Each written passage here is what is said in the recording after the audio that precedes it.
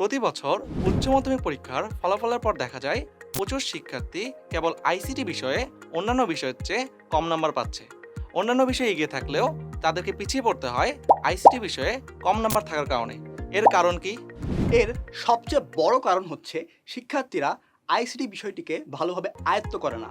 Physics, chemistry, accounting কিংবা ইকোনমিক্সের মতো main বিষয়গুলোকে যতটা গুরুত্ব সহকারে তারা পড়াশোনা করে, আইসিটিকে সেভাবে পড়াশোনা করে না। ধরেই নেয় পরীক্ষার আগে একদিন পড়াশোনা করেই তারা পরীক্ষায় ভালো করে ফেলবে, পরিণতি দাঁড়ায় ফেল কিংবা খারাপ জিপিএ। তাই এই ধারণা থেকে এখনই বেরিয়ে আসতে হবে এবং আইসিটি বিষয়ে নিজেকে দক্ষ করে তুলতে হবে।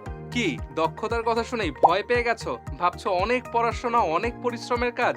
না, একদমই নয়। ভালো নম্বর পেতে সারাদিন বই নিয়ে পড়ে থাকার কিন্তু দিন শেষ।